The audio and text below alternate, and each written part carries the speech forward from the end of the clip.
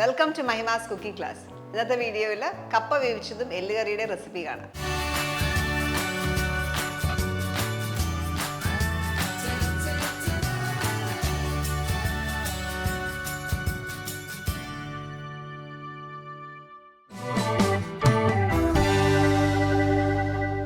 അപ്പോൾ ആദ്യം നമുക്ക് കപ്പ വേവിച്ചെടുക്കണം. അതിനായിട്ട് ഞാനൊരു 3 ലിറ്റർ വെള്ളം തിളപ്പിക്കാനായിട്ട് വെക്കുകയാണ്.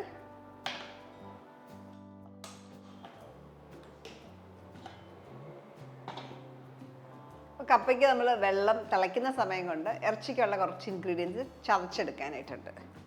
അപ്പം അതിനായിട്ട് ഞാൻ ഉപയോഗിക്കുന്നത് ഒരു 6 അല്ലി ചുവന്നുള്ളിയാണ്, ഇതേപോലെ ഒരു കഷ്ണം ഇഞ്ചി, ഒരു 12 അല്ലി വെളുത്തുള്ളി. ഇത്ര ഇൻഗ്രീഡിയൻസ് ഒന്ന് ചതച്ചെടുക്കാം.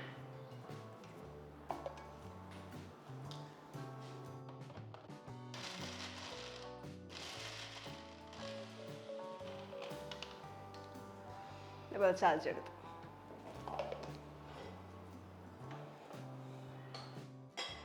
വെള്ളം തിളയ്ക്കുന്ന സമയം കൊണ്ട് ഇറച്ചിയുടെ കുറച്ച് പ്രിപ്പറേഷൻ നമുക്ക് ചെയ്യാം. ഇവിടെ ഞാൻ കുറച്ച് ഓയിൽ ചൂടാക്കുകയാണ്. വെളിച്ചെണ്ണയാണ്, 2 ടേബിൾ സ്പൂൺ കോക്കനട്ട് ഓയിൽ. അപ്പോൾ ചൂടായ എണ്ണയിലേക്ക് ചതച്ച മിക്സ്ചർ ചേർത്ത് വഴറ്റിയെടുക്കാം.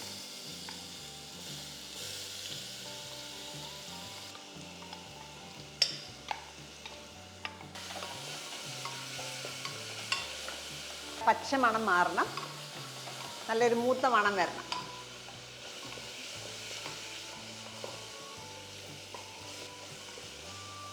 ഇവിടെ വെളുത്തുള്ളി ഇഞ്ചിയുടെയൊക്കെ പച്ചമണം മാറിക്കഴിയുമ്പോൾ ഇതിലേക്ക് ഒരു മീഡിയം സൈസിലുള്ള സവോളയാണ് സ്ലൈസ് ചെയ്തത് ചേർക്കാം. ഇതിനൊപ്പം തന്നെ എല്ലും കൂടെ ചേർക്കാം. ഇവിടെ ഞാൻ ഉപയോഗിച്ചിരിക്കുന്ന 1 കിലോ മാട്ടിറച്ചിയാണ്, എല്ലോടുകൂടി. അത് വാരിയല് ആ റിബ്സിൻ്റെ ഭാഗമൊക്കെയാണ് നമ്മൾ എടുത്തേക്കുന്നത്.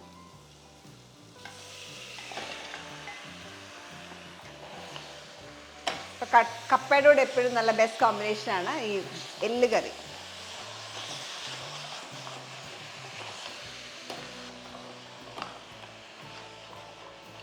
ഞാൻ ഫ്ലെയിം ഹൈയിലാണ് ഇട്ടേക്കുന്നത്. ഒരു 4-5 മിനിറ്റ് ഹൈ ഫ്ലെയിമിലിട്ടൊന്ന് വഴറ്റുക.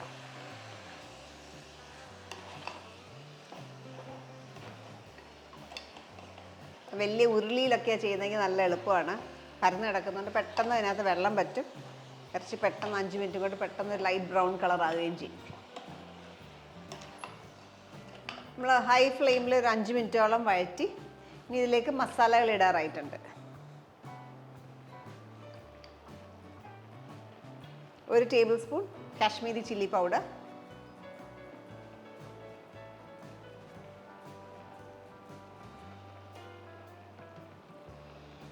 2.5 ടീസ്പൂൺ മല്ലിപ്പൊടി, ഒരു 3/4 ടീസ്പൂൺ എരിവുള്ള മുളക് പൊടി,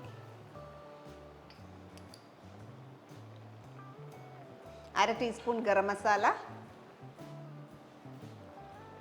1/4 ടീസ്പൂൺ കായം പൊടി, അതേപോലെ 1/2 ടീസ്പൂൺ കുരുമുളക് പൊടി, കുറച്ച് കറിവേപ്പില. നമ്മൾ പ്രഷർ കുക്കറിൽ കുക്ക് ചെയ്യുന്നതുകൊണ്ടാണ് മസാലകൾ ഞാൻ ഇറച്ചിയൊന്ന് വഴറ്റിയ ശേഷം ഇട്ടത്. നന്നായിട്ട് മൂത്തോളൂ. പ്രഷർ കുക്ക് ചെയ്ത് വരുമ്പോഴത്തേക്ക് അത് നന്നായിട്ട് മൂത്തോളൂ. ഇവിടെ വെള്ളം നന്നായിട്ട് തിളയ്ക്കാൻ തുടങ്ങി. ഇതിലേക്ക് കപ്പയിടാം. ഇപ്പോൾ 1 കിലോ കപ്പ ഇതേപോലെ ചെറിയ ചെറിയ പീസസ് ആയിട്ട് ഞാൻ കട്ട് ചെയ്ത് വെച്ചേ കൊത്തി എടുത്തേക്കുന്നതാണ്. ചെറിയ പീസസ് ആയിട്ട് കട്ട് ചെയ്തേക്കുന്നത്.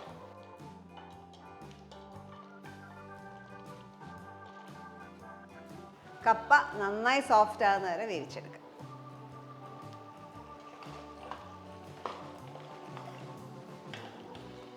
അപ്പോൾ നമ്മൾ മസാല ഇട്ട ശേഷവും ഒരു 5 മിനിറ്റോളം ഹൈ ഫ്ലെയിമിൽ കുക്ക് ചെയ്യുമായിരുന്നു. ഇനി നമുക്കിതിനകത്തേക്ക് ഉപ്പ് ചേർക്കാം. ഞാൻ 1.5 ടീസ്പൂൺ ഉപ്പാണ് ചേർക്കുന്നത്. ഉപ്പ് അവരവരുടെ പേഴ്സണൽ പ്രിഫറൻസ് അനുസരിച്ച് ചേർക്കുക. അതേപോലെ തന്നെ 1/2 ടീസ്പൂൺ വിനീഗറൂടെ ചേർക്കാം. ഇനി ഇതിലേക്ക് വെള്ളം, 1.5 കപ്പോളം വെള്ളം, നെകക്കെ വരുന്ന പോലെ, എല്ലിനൊപ്പം തന്നെ വെള്ളം വരുന്ന പോലെ വെള്ളം ചേർത്തു. നന്നായിട്ട് സോഫ്റ്റ് ആകുന്ന വരെ വേവിച്ചെടുക്കാം. പിന്നെ മഞ്ഞൾപ്പൊടി ഇടാൻ വിട്ടുപോയതുകൊണ്ട് ഒരു 1/4 ടീസ്പൂൺ മഞ്ഞൾപ്പൊടി കൂടെ ചേർക്കാം.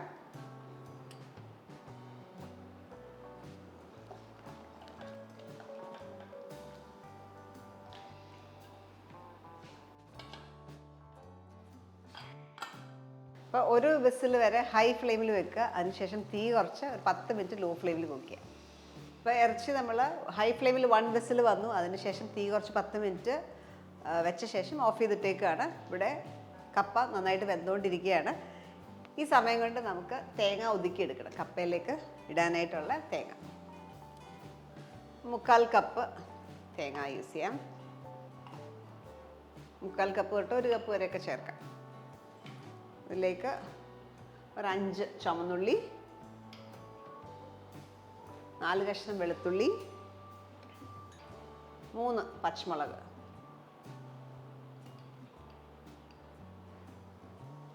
1/2 ടീസ്പൂൺ മഞ്ഞൾപ്പൊടി. ഇതൊന്ന് ഒതുക്കിയെടുക്കാം. നമ്മൾ തോരനൊക്കെ ഒതുക്കുന്ന പരുവത്തിന് ഒതുക്കാം.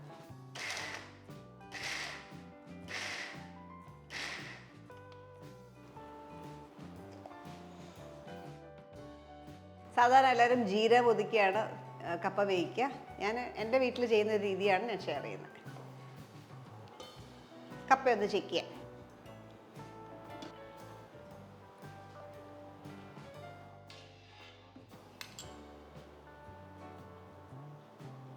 കുറച്ചുകൂടെ വേവണം. നന്നായിട്ട് ഉടയ്ക്കണമല്ലോ. ഇത് ഉടച്ചെടുക്കുന്ന കപ്പയാണ്. അപ്പം അതുകൊണ്ട് ഇച്ചിരൂടെ വേവണം.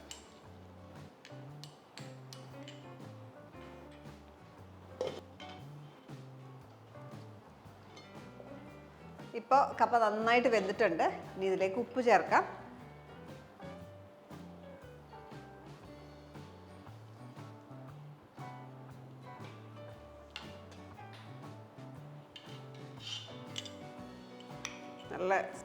നന്നായിട്ട് വെന്തു.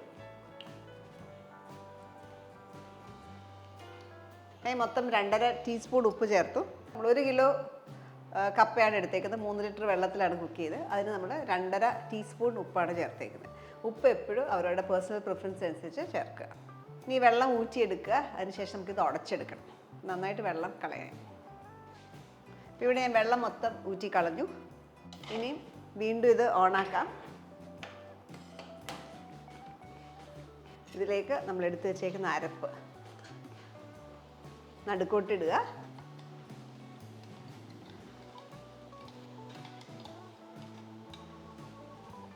കുറച്ച് വെള്ളം കൂടെ ചേർക്കുക.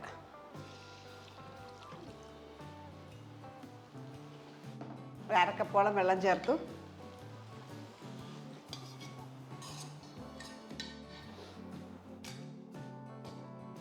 അരപ്പൊന്ന് വേവാനായിട്ടാണ്. ഇതൊന്ന് മൂടി വെച്ച് നന്നായിട്ട് ആവി വരുന്ന വരെ ഒന്ന് വെയിറ്റ് ചെയ്യാം. അപ്പോൾ നന്നായിട്ട് ആവി വന്നു. ഇനി ഓഫ് ചെയ്യാം. ഇനി നന്നായിട്ട് ഉടച്ചെടുക്കണം.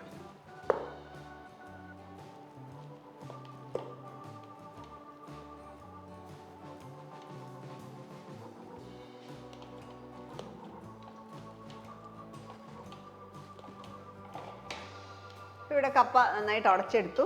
ഇനി നമുക്കിതിനകത്ത് കടുക് പൊട്ടിക്കാനായിട്ടുണ്ട്.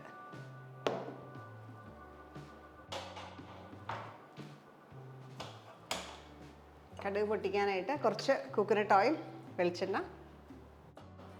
എണ്ണയിലേക്ക് ചൂടായ എണ്ണയിലേക്ക് കടുക് ചേർക്കാം. ഒരു 3 ചുവന്നുള്ളി സ്ലൈസ് ചെയ്തത്, വറ്റൽമുളക്, അതിനൊപ്പം തന്നെ 2 ടേബിൾ സ്പൂൺ തേങ്ങ,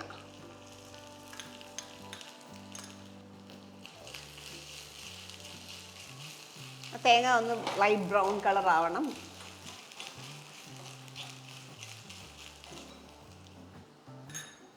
കുറച്ച് കറിവേപ്പിലയും കൂടെ ചേർക്കാം.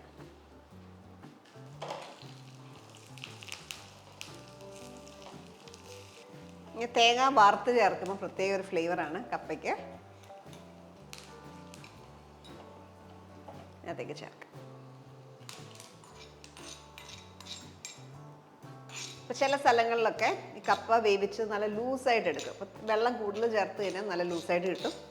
ചിലയിടത്ത് ഇതിലും ഡ്രൈ ആയിട്ട് എടുക്കും. അങ്ങനെ പലർക്കും അവരവരുടെ പ്രിഫറൻസ് അനുസരിച്ച് നമുക്ക് നീട്ടിയും നീട്ടാണ്ടേ ഒക്കെ എടുക്കാം.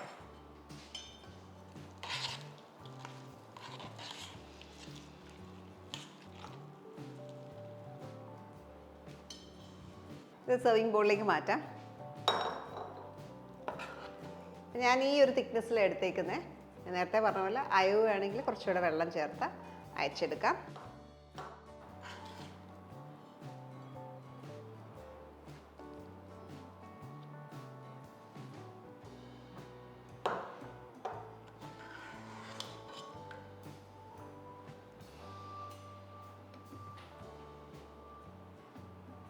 കപ്പ റെഡിയായി. ഇനി എല്ല് കറി ചെയ്യിക്കുക.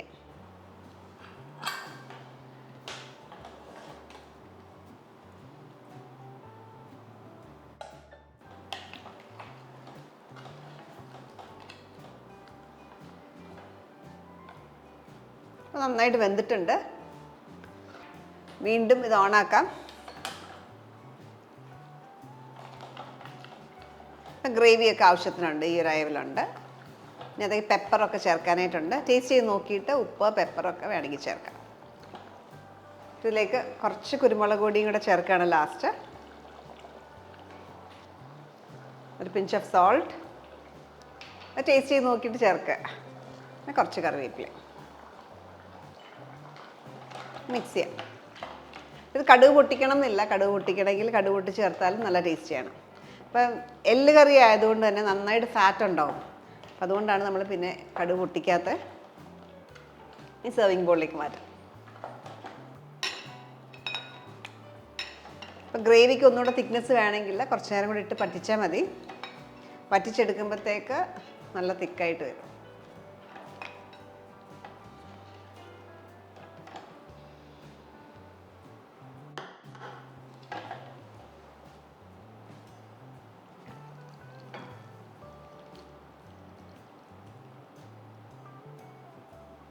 അപ്പോൾ നല്ല പെർഫെക്റ്റ് കോമ്പിനേഷൻ ആയിട്ടുള്ള കപ്പയും എല്ല് കറി ഇവിടെ റെഡിയാണ്.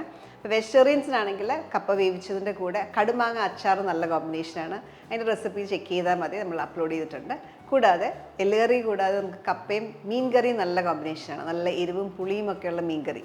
അപ്പോൾ ആ റെസിപ്പി നമ്മൾ അപ്ലോഡ് ചെയ്തിട്ടുണ്ട്. കോട്ടയം സ്റ്റൈൽ ഫിഷ് കറി എന്ന് പറഞ്ഞ് ചെക്ക് ചെയ്താൽ മതി. അപ്പോൾ ഈ റെസിപ്പി നിങ്ങൾ ട്രൈ ചെയ്യുക. 4 മണിക്കോ അല്ലെങ്കിൽ രാവിലെയോ സൺഡേ ബ്രഞ്ചായിട്ടോ ഒക്കെ സെർവ് ചെയ്യാൻ നല്ലൊരു ഓപ്ഷനാണ്. അപ്പോൾ ട്രൈ ചെയ്യുക, എന്നിട്ട് നിങ്ങളുടെ ഫീഡ്ബാക്ക് അറിയിക്കുക. അടുത്ത വീഡിയോയിൽ നമുക്ക് വീണ്ടും കാണാം. Thank you for watching Mahima's cooking class.